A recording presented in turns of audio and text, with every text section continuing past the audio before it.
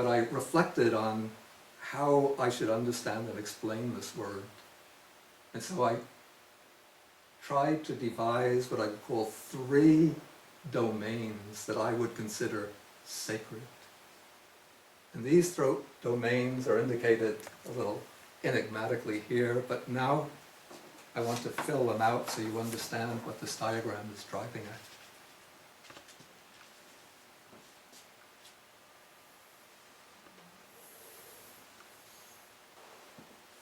I didn't want to make any attempt to define what I mean by sacred, since if you give any fixed definition in words, one could always find a problem with verbal definitions. But just what I would indicate by the sacred is that which arouses, maybe on the one hand, a sense of awe, reverence, or aspiration.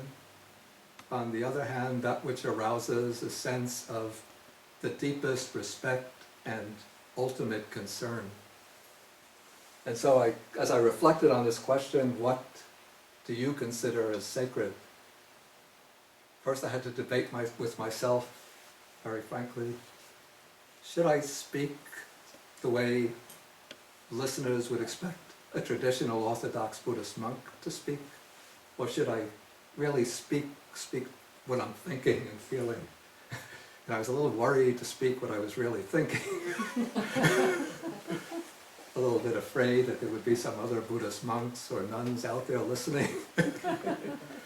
But I decided, let me just go with it and speak what I was thinking. And I spoke just, not in detail, but just I gave a general sense of this. Then, after I came out from that 10-day meditation retreat, I saw there was an email from Sister Ananda Bodhi and Santa Chitta in California. They were listening in on the program, and they said I was wonderful. They said that this is what we've been thinking and feeling all along, but we just couldn't articulate it. And so, at the top, just as a beginning point, we have the transcendent domain, which normally this would be nirvana. I call it the nirvana dhatu. And even this has different aspects.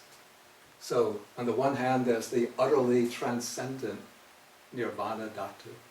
This is that which is unconditioned, unborn, unproduced, unchanging, undecaying, imperishable, deathless, and so on.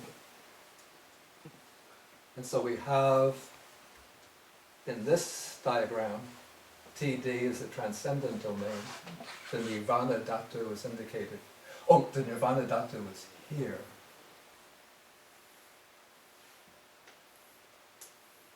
But at the peak or crown, that's the transcendent nirvana dhatu. But then, where does one realize nibbana? One doesn't take a spaceship to outer space. One doesn't invent some new kind of technological device that will change dimensions so that you break out of the 3 spatial dimensions and 4th time dimension just by turning on the machine or entering into a little booth. You press the button and boom, you're in the nirvana dimension. But pacitang veti tabo vinyuhiti.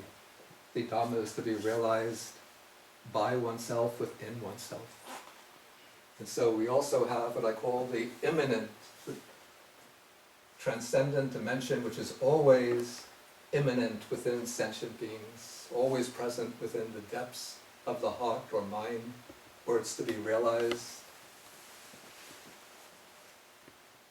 And then the transcendent dimension becomes, even though it's always present in some form within all sentient beings, even in militarist dictators and drug dealers and CEOs of polluting corporations, but the transcendent dimension gets manifested, displayed in the world as embodied in awakened beings, in those who at least gain some comprehension or grasp of it, and then embody it in their being through their conduct, through their wisdom, through their virtues and compassion. So that becomes the transcendent dimension within sentient beings. The way it's manifested, I haven't yet shown on the figured out where to put that on the diagram. Maybe it's really just this, instead of just being closed off, that becomes surrounded with beams of light.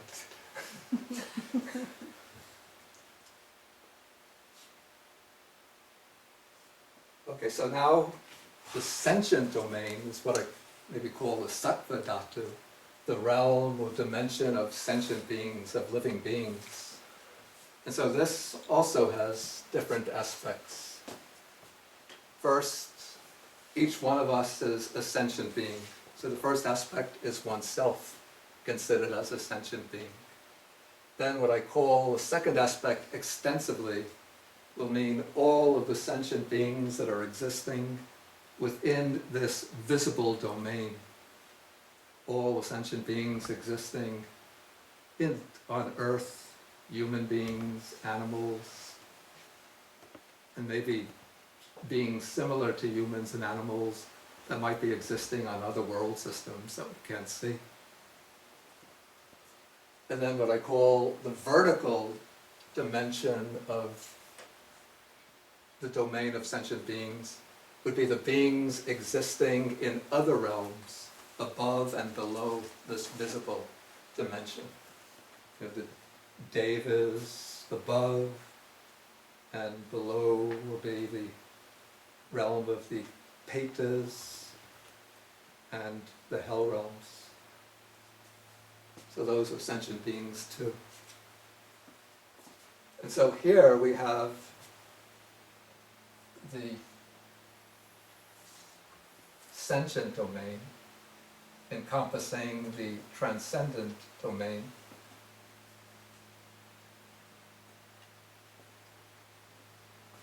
Then the third domain is the broader encompassing, all-encompassing domain within which the dramas of human life and sentient life unfolds.